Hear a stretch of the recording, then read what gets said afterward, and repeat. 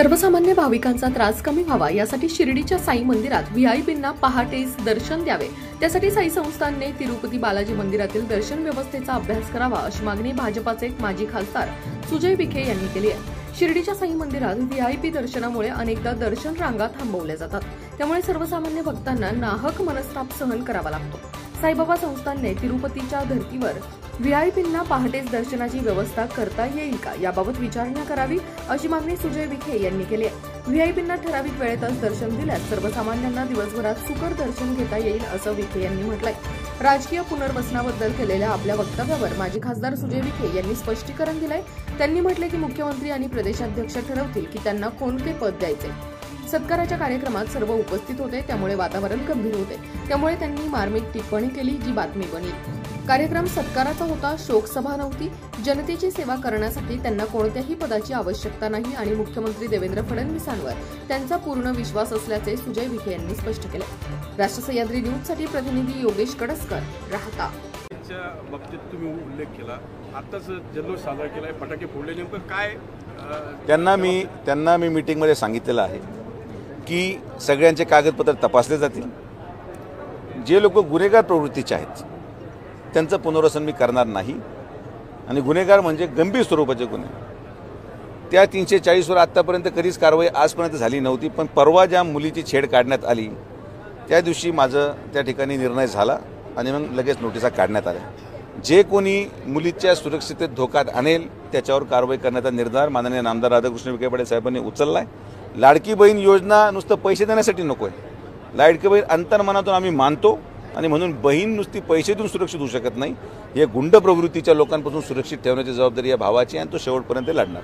राहुरीमध्ये आज पालकमंत्र्यांनी बैठक घेतली, आढावा घेतला, आणि जे बुआ सिंग बाबांचं जे मंदिर आहे ती दर्गा नाही असं ते म्हटले, आणि जिल्हाधिकाऱ्यांना आदेश दिलेत की येत्या 8 दिवसामध्ये पूर्ण अहवाल सादर करावा।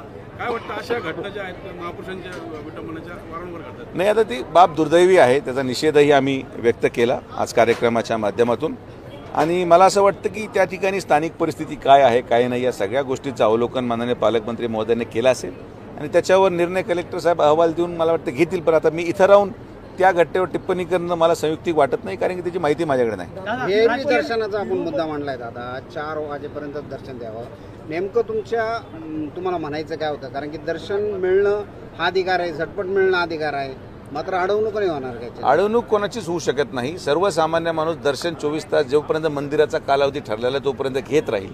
मात्र जे व्हीआयपी आहेत, जे पासद्वारे पैसे देऊन दर्शन केले जातात, तर जसं तिरुपतीमध्ये आपण कधीही व्हीआयपी पास जर काढला तर त्याला आपल्याला दर्शनाची वेळ ही निश्चित पहाटे 4 ते सकाळी 6 पर्यंतच केलेली आहे। दिवसभरात कधीही तिरुपतीला व्हीआयपी दर्शनाचा पास मिळत नाही। आम्ही संस्थांना हीच विनंती केली की आपण देखील तिरुपतीच्या धर्तीवर त्याचा अभ्यास करावा, आणि अभ्यास करून ते इथं कसं अंमलात आणता येईल। दर्शनाचा अधिकार कोणीही काढून घेत नाही। सर्वसामान्य साई भक्त हे दर्शन कंटिन्युअस करतच राहणार आहेत, त्यांच्या रांगेत कुठंच डिस्टर्बन्स नाही। माझा प्रश्न व्हीआयपी दर्शनासंदर्भात आहे की व्हीआयपी आल्याने जे रांगा थांबवल्या जातात, सामान्य भक्ताला वेटीस धरलं जातं, हे होणार नाही। त्यामुळे व्हीआयपीची वेळ वेगळी ठेवा आणि सामान्य जनतेची वेळ कंटिन्यू चालू ठेवा। व्हीआयपीला निश्चित करा जेणे की सामान्य साई भक्तांना दर्शनाला अडचण होऊ नये, ही माझी प्रामाणिक भावना आहे, आणि ती आम्हाला आम्ही आणू। हो, 100%। राजकीय पुनर्वसन राज्यसभा की साईबाबा संस्थांचा अध्यक्ष तुम्ही म्हणाला आता माझ्या मनात भावना मी व्यक्त करायची का नाही? राजकीय पुनर्वसन लोकांनी माझं शिफारस करावी अशी मी विनंती केली। आता ते पुनर्वसन काय करावं काय नाही हे माननीय मुख्यमंत्री महोदय, प्रदेश अध्यक्ष महोदय हे त्याच्यावर विचार करतील, आणि ते काय फार बंधनकारक नाही। ते मार्मिकतेवर आपण बोललो। तुम्ही पहा की जेव्हा सत्काराचा कार्यक्रम होता सगळे गंभीर बसलेले होते, आता काहीतरी आपण मार्मिक बोललं पाहिजे, लोकांना आनंद मिळाला पाहिजे। सत्काराचा कार्यक्रम पण वाटला पाहिजे ना, की शोकसभा तर नव्हती ती, तर त्यामुळं आपण मार्मिकतेत बोललो, त्याची झाली बातमी झाल्यानंतर जाऊ द्या, काय हरकत नाही। त्या मार्मिकतेमुळं का माझ्या भावना पोहोचल्या मला काही दुःख नाही याच्यातलं, पण मला विश्वास आहे आपण पदासाठी काम करत नाही। आज आमच्या परिवारामध्ये पक्षाने एवढं मोठं स्थान दिलं आहे, एवढं मोठं मंत्रिपद आहे, पाण्याची जबाबदारी आहे, पालकमंत्रीपद आहे, यांनी काम करण्यासाठी पदाची गरज सुजय विखेला नाही। हो, निश्चित एखाद्या पदावर असण्याने काम जलद गतीने होतं, एवढंच त्याच्यातला मला वाटतं सार असेल। ते फार जास्त त्याच्यावर काही विश्लेषण करायचं कारण नाही। मला फडणवीस साहेबांना पूर्ण विश्वास आहे। तुम्ही आता म्हटले की तुमचं ठरलेलं आहे कागद बाहेर निघेल म्हणून त्यामुळे प्रश्न पडला. कोणचा कागद? तुम्ही म्हटले आता 2 महिन्यात जी कारवाई होणार आहे हो हो त्याची हो मी नाही नाही आता हे पहा मी तुम्हाला काय म्हटलो त्याच्या अटकले लावू नका. एक प्रयत्न असा आहे की ज्यांनी की ह्या सगळ्या प्रक्रिया जलद गतीने होतील. ती प्रक्रिया काय आहे ती प्रक्रिया आपल्याला कळेल.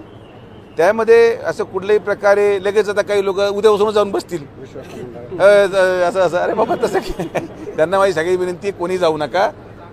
तुम्ही किती जरी पळाले तरी बाबा ठरवणार आहेत की त्यांची सेवा करायची संधी ते कोणाला देणार.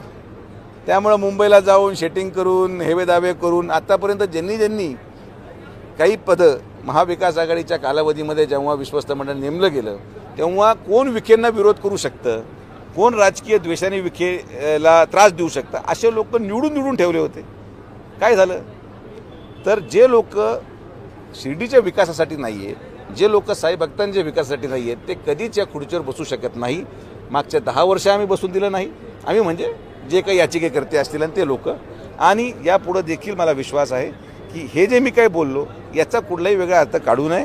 कोणीही मुंबईला लगेच पळायला सुरुवात करू नका.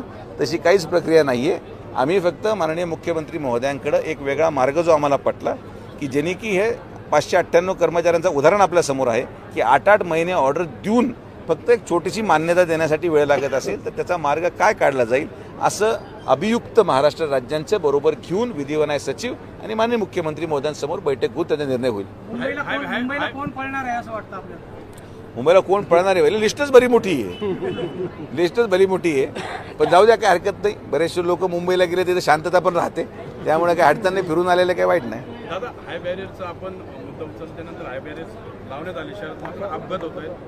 काल देखील एक ट्रक धडकला आणि बॅरियर्स आता दिवसा लोकांना बॅरियर दिसत नसेल तर याच्यापेक्षा आता मी काय करू शकत नाही.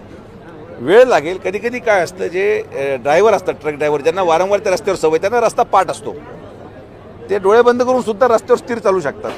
अचानक एक नवीन बॅरियर आल्यामुळे त्यांना ते लक्षात येत नाही. ट्रॅफिक पोलीसचा दोष आहे. ट्रॅफिकची मी विनंती केली की तुम्ही डायव्हर्जन अगोदरच पोलीस उभी करा ज्याने की घटना घडणार नाही. शेवटी आपला प्रयत्न आहे तो नो व्हेकल झोनच करायचा आहे भविष्यात जाऊन. पण आज लाईट व्हेकल करतोय. लाईट व्हेकलमध्ये मग नो व्हेकल झोन कारण की तिथं साई भक्तांना त्रास होतो, गाड्यांचा धक्का लागू शकतो, अनेक अनधिकृत गोष्टी पण चालतात. तर ही एक प्रक्रिया आहे आणि ती लवकरात लवकर मला वाटतं सुरळीत होऊन जाईल.